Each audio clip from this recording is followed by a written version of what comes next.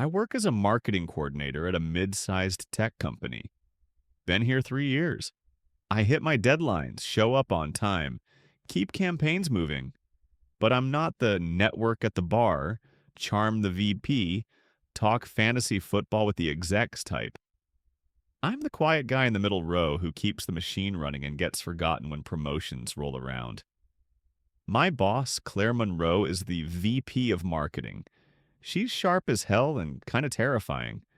One of those women who steps into a room and suddenly everyone sits up straighter and pretends they weren't scrolling their phones.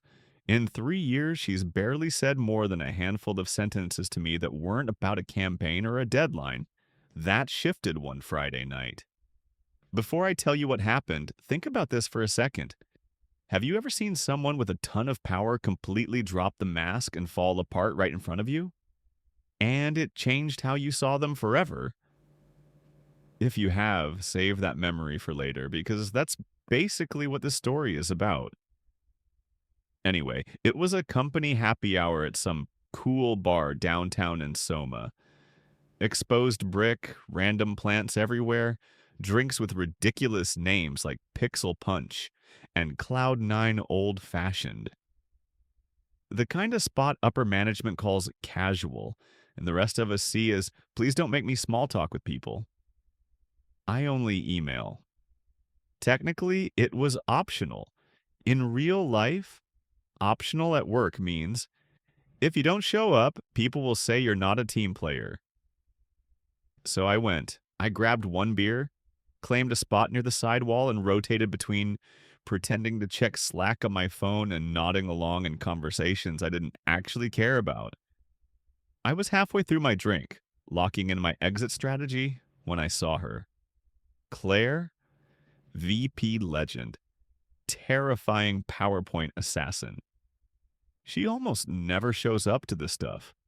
In all my time there, I'd seen her at maybe two big events, and she'd bounced both times after like 20 minutes. But tonight she was there in a charcoal blazer, white top, hair in a low bun, standing near the bar by herself with a glass of red wine. I told myself not to stare, so of course I stared. I watched her finish the glass, then order another, then another. By the time I decided I'd done my social duty and could leave without looking antisocial, she was on at least her fourth glass from what I'd seen. The laugh she gave the bartender had a slightly offbeat cadence, the kind you only get when your blood alcohol level is clocking in. I headed out, grateful. My car was parked in the attached garage, third floor. I took the stairs up, mentally planning what junk food I was going to order when I got home, when I heard this sharp metallic clatter. Keys hitting concrete. I turned around. Claire was a short distance away, wobbling as she bent down to pick up her keys. She straightened up too fast, swayed, and had to catch herself on a nearby pillar.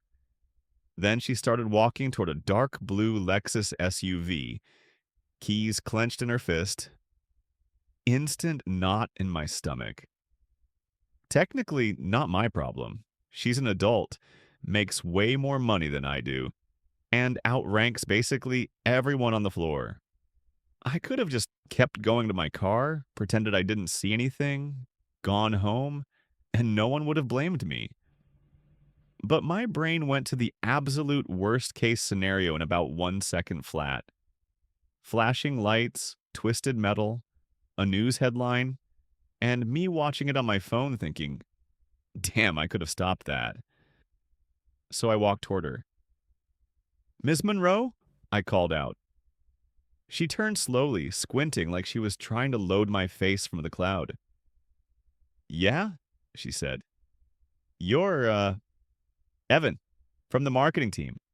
Copy and analytics. We've worked on a few campaigns. Oh, right, she blinked. What are you doing up here? Heading home, I said. You okay? Totally fine, she said, in the exact tone people use when they're absolutely not fine. She turned back to her car and tried to unlock it. She missed the key fob sensor on her first try, and her second. Hey, I said, walking closer. I don't think you should drive. I'm good, she said, sharper this time.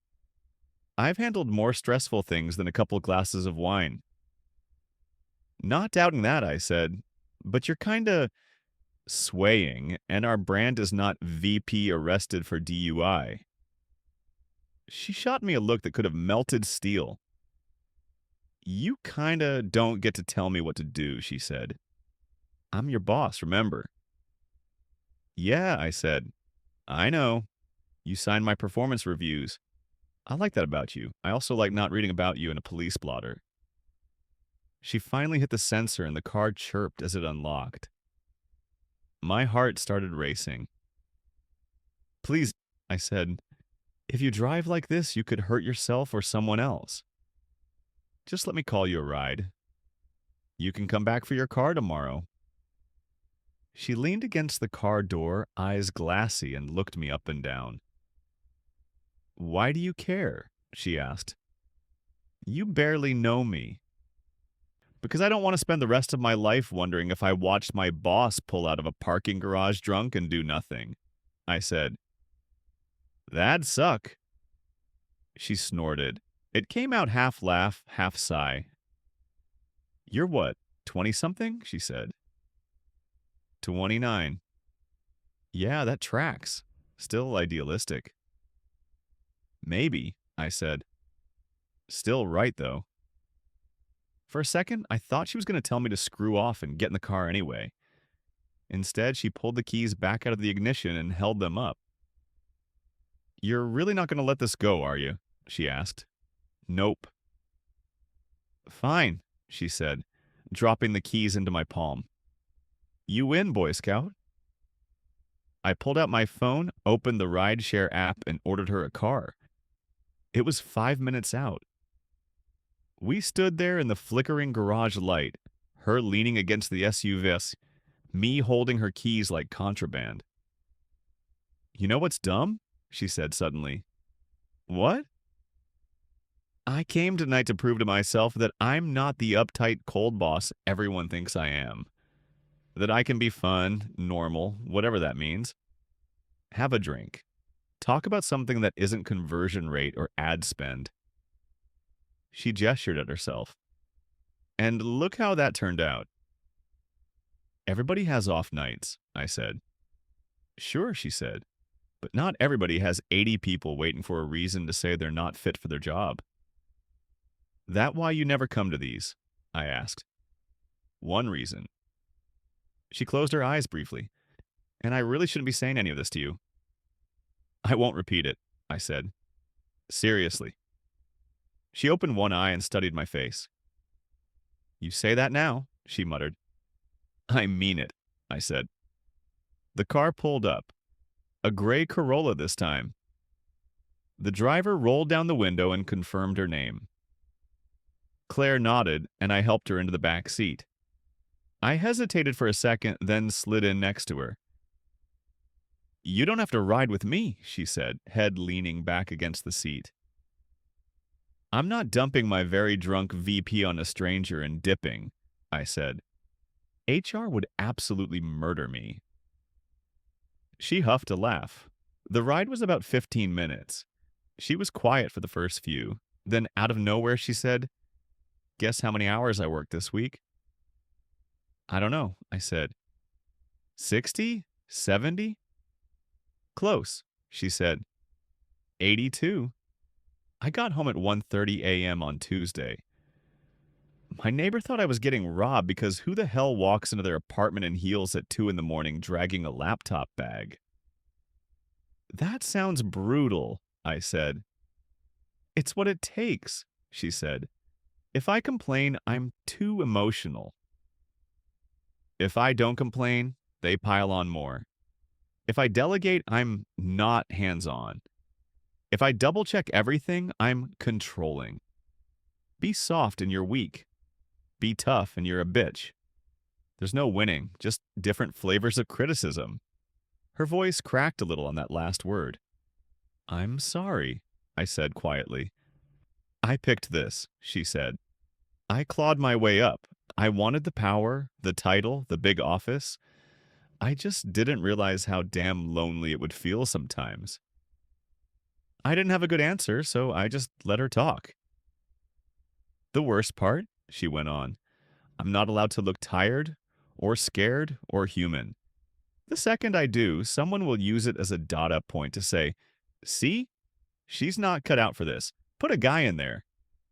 So instead, I just grind, smile, pretend. She turned her head and looked at me. Which is why this is insane, she said. Oversharing my life story with someone I barely talk to at work. You're allowed to be a person, I said. Even if your job hates that. She stared at me a moment longer, then let out a breath and looked out the window again. We pulled up outside her building, some super fancy glass and steel high-rise with a doorman in a tailored jacket. Definitely I make VP money vibes. I hopped out with her, grabbed her keys from my pocket, and walked her to the entrance. You good from here? I asked. I'm drunk, not helpless, she said. Then she looked at me more seriously. But thanks for stopping me back there and for not being weird about this. Anytime, I said. You get one free rescue. Next one I'm charging. She gave me a tiny smile and shook her head, then headed inside. I waited until she disappeared into an elevator before turning around and calling another ride back to the garage. That night, I barely slept. All I could think about was Monday. What happens when she remembers spilling her entire mental load to a guy whose job title still has coordinator in it? Was she going to pretend none of it happened? Freeze me out? Punish me for seeing her off balance? Transfer me to some dead-end team? Fire me? Half my brain was like, why relax, you're being dramatic. And the other half was running full-blown worst-case scenarios. Monday morning, I walked into the office on autopilot, grabbed coffee, checked emails, fake worked for a bit. At 9:17 a.m., a new email popped up from Claire Monroe. Subject, Evan, please come by at 10 o'clock. My stomach did a whole Olympic routine. I spent the next 40 minutes pretending to update a campaign brief while actually just watching the clock tick toward 10. My coworker Jason rolled his chair over and gave me a look. Dude, you look like you just watched your own funeral, he said. Claire emailed me, I said. He winced. Oof, the swing by my office email. Yep. Yeah, I'd be sweating too, he said. Good luck, man. Pro tip, don't cry. She hates that. Super reassuring, I said. At 9:58, I took the elevator up to the executive floor. Claire's office was at the far end of the hallway. Corner spot, floor-to-ceiling windows, view of the city. She was at her laptop, looking perfectly put together. Not a trace of Friday night. I knocked. Come in, she said without looking up. I stepped in. She glanced up, her expression unreadable. Close the door, she said. Have a seat. I sat. She studied me for a few seconds, and I swear my heart was trying to punch its way out of my chest. I remember Friday, she said. So do I managed. Let me talk, she said. Then you can freak out. I shut up. I remember being drunk, she said. I remember dropping my keys. I remember you stepping in, taking them, calling a ride, making sure I got home. And I remember saying way too much to someone who technically reports 3 levels below me.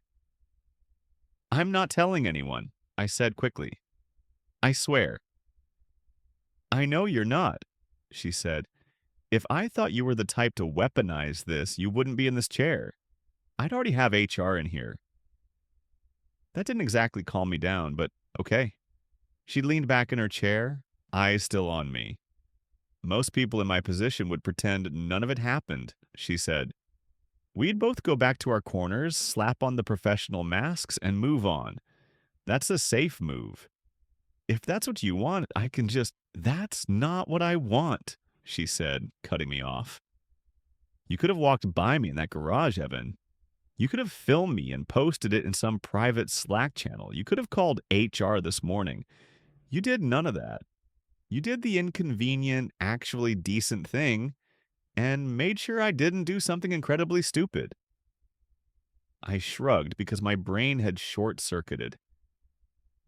Felt like the bare minimum, I said. You'd be surprised how many people don't even hit bare minimum, she said. So, thank you. You don't need to thank me, I said. I disagree, she said, and I also want to say this.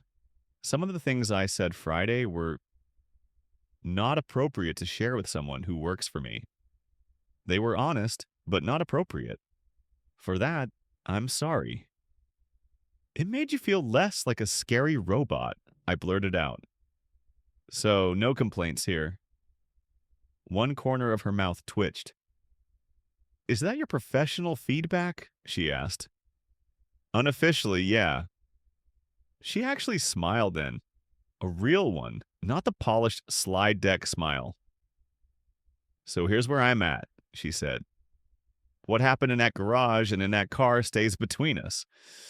It's real. I'm not pretending it didn't happen.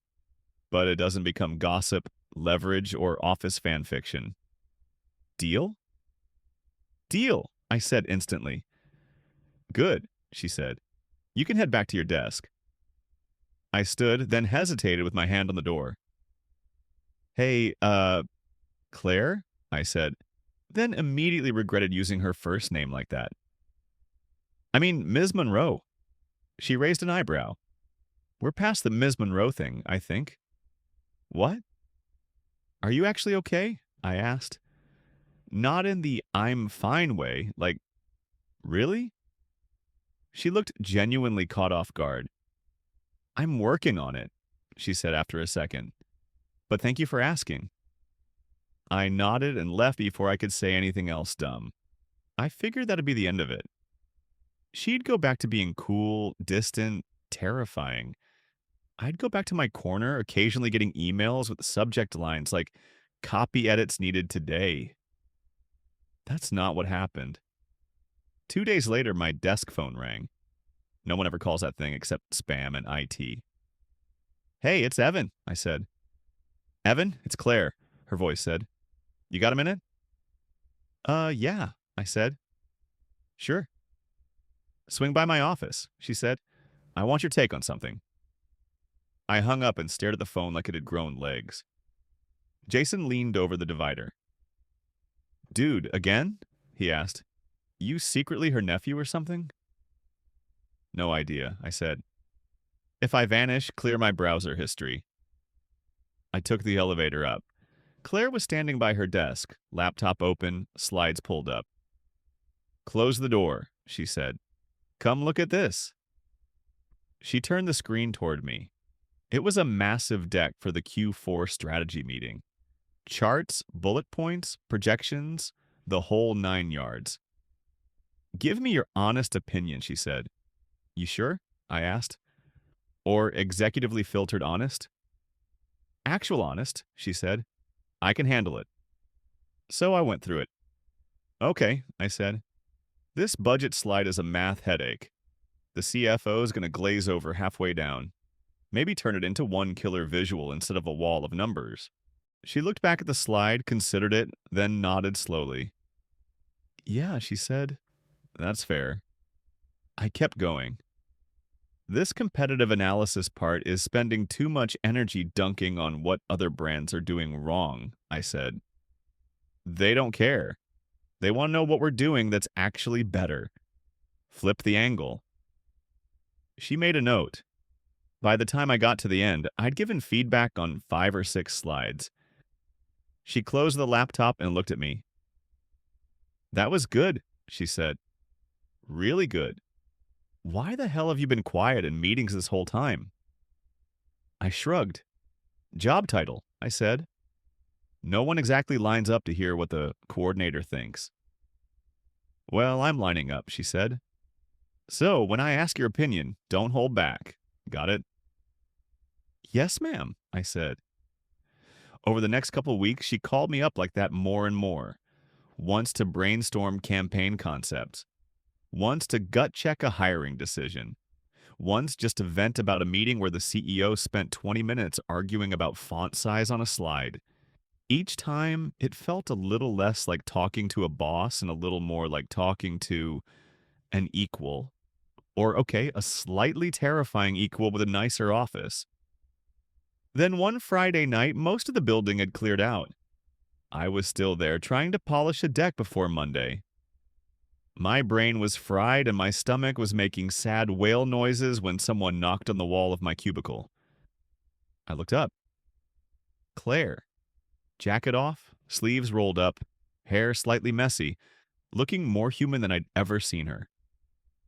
You still here? She asked. Yeah, I said. Trying to finish this presentation so I can maybe have a life tomorrow. You eaten? She asked.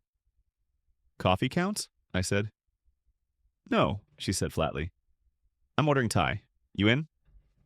I blinked. You're ordering food? I do occasionally consume calories, yes, she said. Come by my office in like 10.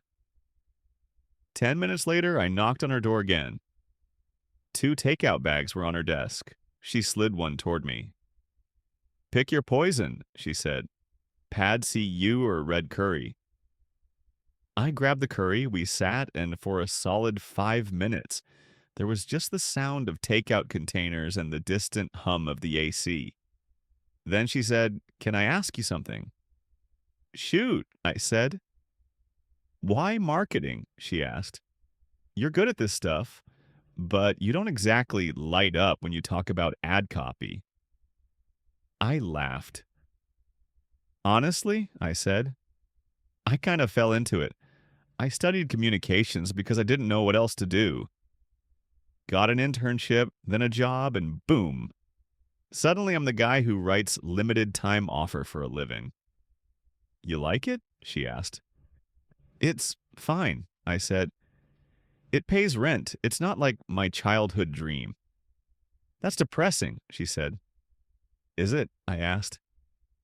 You're the one who works 80 plus hours a week. She cracked a smile. Touche, she said. But I do actually love my job. Most days. I like figuring out what makes people click, what makes a brand stick in their heads. I like solving problems. I even like the pressure half the time. It makes me feel like I'm doing something that matters. That's less depressing, I said. Only mildly unhinged. She laughed for real at that.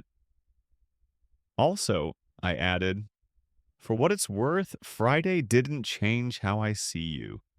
You're still the same scary, brilliant boss. You're just a little more human now. Human, she repeated. Is that a compliment? Definitely, I said. About 3 weeks after the parking garage night, we had a big team meeting about the launch of a new product. Full table. Senior folks, Claire at the head. I was there mostly to take notes and pretend I didn't exist. One of the senior managers, Mark, pitched this super safe, super boring campaign idea. The kind of thing that would technically work, but nobody would remember 5 minutes after seeing it. Claire listened, nodded, and then turned her head. Evan, she said. Thoughts? The room went dead quiet. I could feel half the people turning to look at me like, why is she talking to the intern? I swallowed. Honestly, I said. As always, she said. I think it's too safe, I said. We keep saying this product is a game changer, right? But the campaign sounds like something any generic brand could run. We're not going to stand out if we play it that safe. Mark frowned. Safe is how you don't tank a launch, he said. Taking big swings is how you end up apologizing on Twitter. Sure, I said, but boring is also risky. People scroll, they tune out, they forget us exist. If we want attention, we need to earn it. That doesn't mean being reckless, but it does mean not sounding like everyone else. Claire looked between us. Evan's right, she said at last. We're not spending 7 figures to blend in.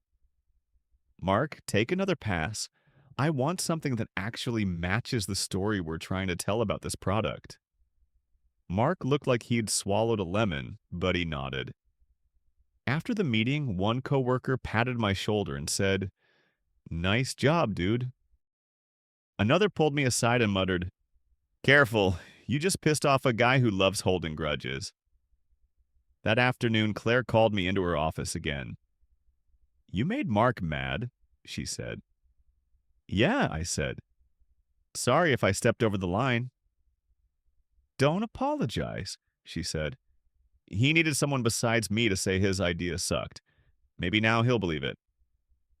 Also, I'm putting you on the launch as lead coordinator. You'll report directly to me for it." I blinked. "You're serious?" I asked. "Do I look like I'm joking?" she said. "No, but there are people way more senior than me," I said.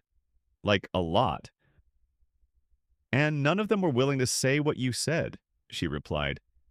"You care more about the work than about office politics. That's exactly what I need on this project." "Okay," I said, heart pounding. "I won't screw it up." "I know," she said. The next month was chaos. Late nights, weekend emails, endless revisions. My calendar was just blocks of meetings and please review ASAP requests. But Claire was right there in it with me, reviewing copy, killing my weaker ideas, pushing me to go harder when I phoned something in. Somewhere in that grind, we stopped feeling like boss and subordinate and started feeling like a legit team. She'd send me a draft at 11. I'd send comments back at midnight. She'd message me at 1 in the morning. This line still bugs me. "Fix it." And I would. A couple weeks before launch, we were both still in the office around 10 p.m. Everyone else was gone. I walked into her office with the latest version of the deck. "I think this is it," I said. "We're finally there?" "Show me," she said. We went through every slide, every line, every image. When we hit the last one, she leaned back and let out a long breath. "It's good," she said. "Really good." We sat there in comfortable silence for a moment, the city lights glowing behind her. "You know, when I first started managing people," she said slowly, "I thought my job was to always be the smartest one in the room, to never let anyone see me sweat, to be this flawless machine people respected and were a little scared of. And it worked, sort of. I got promoted. I got more responsibility. But," I prompted. "But I also ended up alone," she said. "Nobody talked to me like a human. They talked to the VP. No one told me when I was messing up. They just nodded and did whatever I said. It's not great, actually." "You don't seem alone now," I said. "I'm not," she said. "And that's mostly your fault." "My fault?" I asked. "You saw me at my worst," she said. "Drunk, exhausted, venting about everything. You could have judged me. You could have held it over my head. Instead, you treated me like a person who had a bad night and still deserved respect. It reminded me that I don't have to hold everything in a death grip all the time, that I can let people in without the whole system crashing." "You're allowed to be human," I said. "Still doesn't change the fact that you're one of the sharpest people I know." She gave me a small, tired smile. "Thank you," she said, "for all of it." Launch day hit on a Tuesday. The campaign went live at 9 a.m. By noon, the numbers were already climbing way faster than we'd projected. People were sharing it, stitching it, arguing about it. By the end of the workday, it was trending on TikTok and mentioned in a few tech blogs. The CEO sent out one of those all-company emails that everyone reads. He called the launch a huge win, shouted out the marketing team, and specifically named Claire and me. My inbox exploded with "congrats, dude" messages. That night, Claire took the whole team out to a rooftop bar on the company card. There were speeches, laughter, way too many photos. People toasted Claire, then toasted me, which felt surreal. After an hour of yelling over music, my social battery died. I slipped away toward the elevator. Just as the doors were about to close, a hand shot in to stop them. Claire stepped in, slightly flushed from the celebration. "Bailing already?" she asked. "Yeah," I said. "Rooftop crowds aren't really my thing." "Same," she said. "Unfortunately, CMO hides from her own team, doesn't test great." "Perks of being below the radar," I said. "I can ghost and no one cares." She shook her head, smiling. "I'm proud of you, she said. "You crushed this. I wouldn't have pulled it off like this without you." "Right back at you," I said. "We made a solid duo." "We did," she said. "Enjoy the quiet tonight. You earned it." The doors opened on the lobby. I waved, she headed back up, and I walked out into the cool air feeling like my whole career had just shifted. Over the next 6 months, the campaign's success turned into actual numbers. Revenue jumped. Our product was suddenly in best of lists. I got promoted to senior marketing manager, which felt insane for 29. Claire moved up to chief marketing officer, and we stayed close. Not in a way that made people gossip. We weren't hooking up or whatever. It was more like a weird, unexpected friendship. We'd grab lunch when one of us was having a crap day. She'd text me memes at midnight. I'd bring her coffee the way she liked it before big presentations. We knew way too much about each other's work anxieties. Exactly 1 year after the parking garage night, she texted me, "Dinner? No work talk. My treat." I met her at a quiet, nice restaurant. She was already at a corner table with a glass of wine in front of her. "Just one?" I said as I sat down. "I'm not hauling you out of here again." She laughed. "No promises," she said, "but I'll try not to make you Uber chaperone me twice in one lifetime." We ordered. We talked about everything from horrible clients we'd dealt with years ago to her nieces to my roommate hunting for a new job. It felt normal, easy. When dessert came, she set her fork down and looked at me with that "I'm about to say something serious" expression I'd learned to recognize. "Hey," she said, "I've been thinking about something." "That's usually dangerous," I joked. She rolled her eyes, then went on. "A year ago," she said, "if you hadn't walked up in that garage, I probably would have driven home. And I don't know what would have happened. Maybe nothing. Maybe something awful. Either way, you changed the trajectory, and you didn't just stop me from making a really stupid choice.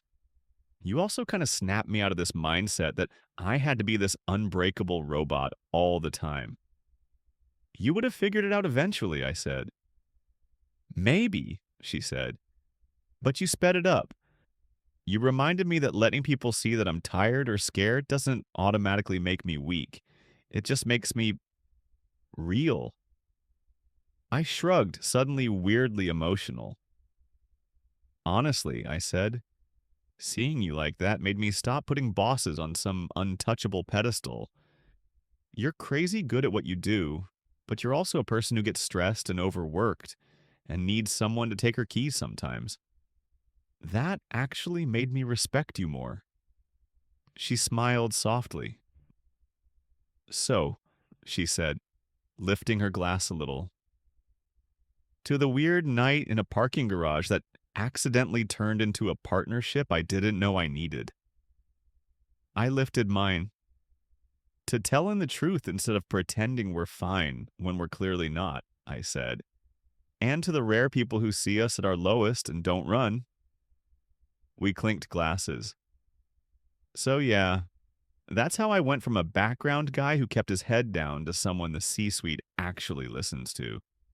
Not because I suddenly turned into this networking beast or started playing office politics like a pro, but because one night I decided not to ignore someone else's mess. Have you ever had something like that happen? Where have you seen someone powerful completely unmasked and it flipped your whole view of them upside down? Or you stepped in when you technically didn't have to, and it changed your relationship forever? If you've got a story like that, drop it in the comments. And if you're into stories about real people ripping off their corporate masks and being honest for once, hit like and subscribe so you don't miss the next one.